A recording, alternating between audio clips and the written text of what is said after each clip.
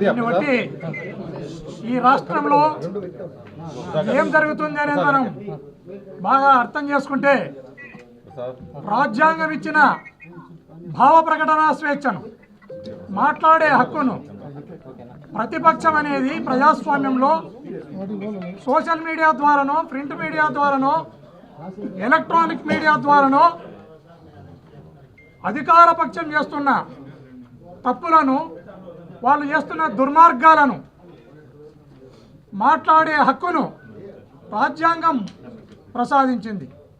అలా రాజ్యాంగం ప్రసాదించిన భావ ప్రకటన స్వేచ్ఛను ఈ రాష్ట్రంలో ఉక్కుపాదంతో ఈ కూటమి ప్రభుత్వం అణచివేస్తుంది అన్నదానికి ఈ కేసులే ప్రత్యక్ష ఉదాహరణగా మనం చెప్పుకోవచ్చు. రాష్ట్రమంతటా కూడా ఒక భయంకరమైన వాతావరణాన్ని, ఈ రాష్ట్రంలో ప్రజాస్వామ్యం లేదు, ప్రతిపక్షం లేదు, ప్రజలను గౌరవించే విధానం కూడా ఈ ప్రభుత్వానికి లేదు.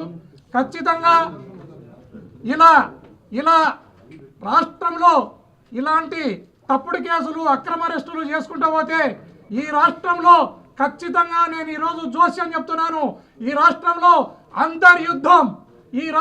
అంతర్యుద్ధం రావడానికి ఎంతో దూరం లేదు. ఖచ్చితంగా ఇది కూటమి ప్రభుత్వం కాదు. చంద్రబాబు నాయుడు, పవన్ కళ్యాణ్ గారు ఇద్దరు కూడా మీరు దీన్ని మైండ్లో పెట్టుకోవాలి. ఈ రాష్ట్రంలో అతి త్వరలోనే మీరు చేస్తున్న చేష్టలకు, మీరు పెడుతున్న అక్రమ కేసులకు, తప్పుడు అరెస్టులకు మా భావ ప్రకటన స్వేచ్ఛను మేము మీడియా ద్వారా ఏం మాట్లాడినా కేసులు పెట్టుకుంటూ పోతున్నారు. ఇలా పెట్టుకుంటూ పోతే ఖచ్చితంగా ఈ రాష్ట్రంలో అంతర్యుద్ధం రాక తప్పదు. ఇది ఈ కూటమి ప్రభుత్వం గుర్తుపెట్టుకోవాలని ఈ సందర్భంగా తెలియజేస్తున్నాను. నేను కేసు కట్టడం జరిగింది. వీళ్ళు విజయవాడ పోలీసులు కేసు కట్టినట్లు నోటీసును నేను ఇప్పుడే తీసుకున్నాను.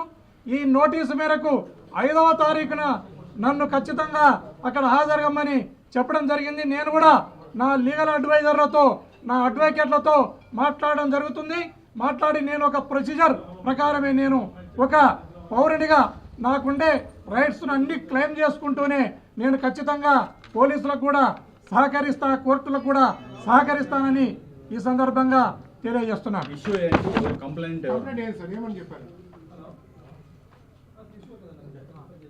కంప్లైంట్ వచ్చేసి, నేను ఎప్పుడైతే సూపర్ 6 మీరు అమలు చేస్తలేరు, సూపర్ 6ల స్థానంలో మీరు ఆడపిల్లలకు జరుగుతున్న అన్యాయాలు ఏవైతే ఉన్నాయో, పసిపిల్లల పైన రేపులు జరుగుతున్నాయి, పసిపిల్లలను మర్డర్లు చేస్తున్నారు, ఈ రాష్ట్రంలో మహిళలకు భద్రత లేకుండా పోయింది, ఈ రాష్ట్రంలో అనేక హత్యలు, అత్యాచారాలు జరుగుతున్నాయి. వీటిపైన ఈ ప్రభుత్వం ఖచ్చితంగా ధ్యాస పెట్టాలి.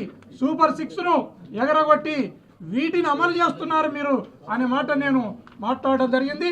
దాని మీదనే కేసును రిజిస్టర్ చేసినట్లు నోటీసులు ఇచ్చినారు.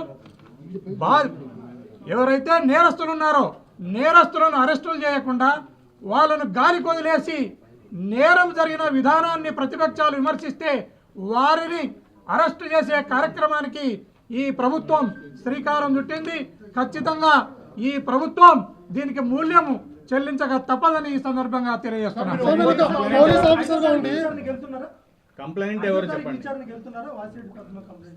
5వ తారీఖు నాడు నేను పోవాలనా లేదా అనేది కూడా నిర్ణయం చేసుకుంటా. నా షెడ్యూల్లో కూడా చూసుకుంటా. నా షెడ్యూల్లో ఏదైనా ఆ తారీఖు నాడు, 5వ తారీఖు నాడు ఏదైనా ఇబ్బందికరమైన పరిస్థితి ఉంటే ఇంకో డేట్ అడుగుతా. లేదు నాకు వీలైతుంది పోవడానికంటే ఆ రోజు నేను హాజరవుతాను. ఈ సందర్భంగా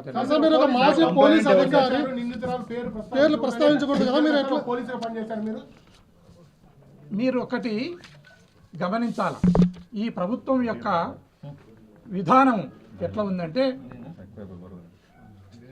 సిగ్గు లేదా గురిగింజ అంటే నల్లగున్నా నాకేమి సిగ్గు అన్నట్లు ఈ ప్రభుత్వం యొక్క తీరు మనకు కనపడతా ఉంది. నేను ఏదైతే మహిళలపై అత్యాచారాలు జరిగినాయో, పసిపిల్లలపై అత్యాచారాలు జరిగినాయో, ఆ అత్యాచారం చేసిన దుర్మార్గులను నేరస్తులను అరెస్టు చేయండి అని నేను ప్రింట్ మీడియాలో వచ్చిన పేర్లనే సోషల్ మీడియాలో వచ్చిన పేర్లనే ప్రస్తావించడం జరిగింది.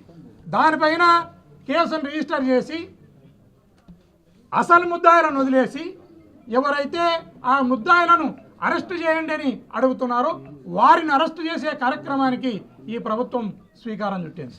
సార్ మీరు బాధ్యతాయుతమైన పదవిలో అదే కదా చెప్పినారు కదా ఇప్పుడే కదా చెప్పినా దానిపైన ఆల్రెడీ దానిపైన సోషల్ మీడియాలో వచ్చింది.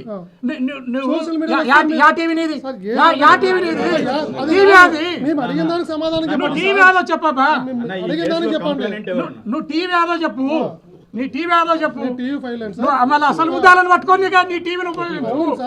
నీ టీవీని అసలు ముద్దాలను పట్టుకొని కానీ నీ టీవీని అసలు ముద్దాలను పట్టుకొని ఉపయోగించు.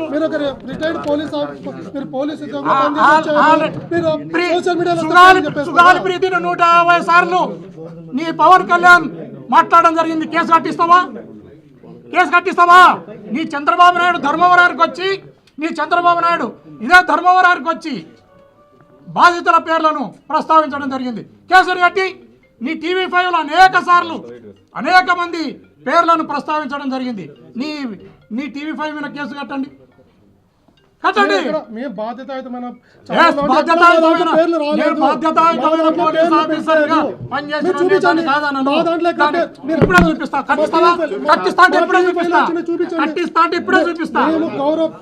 బాధ్యతాయుతమైన జర్నలిస్ట్ గా ఎక్కడ కూడా ముఖ్యమంత్రిగా పనిచేసిన ఇప్పుడే చూపిస్తా.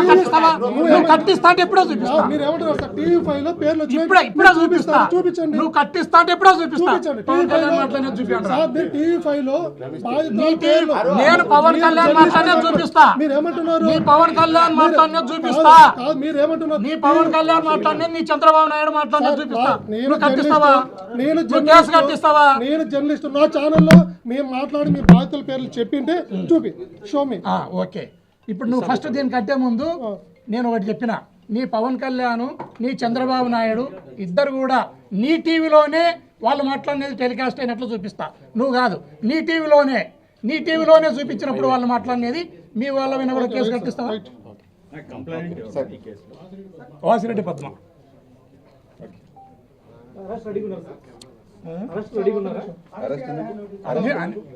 అన్నిటికీ రెడీ ఉంటా. దానికేమి ఎక్కడ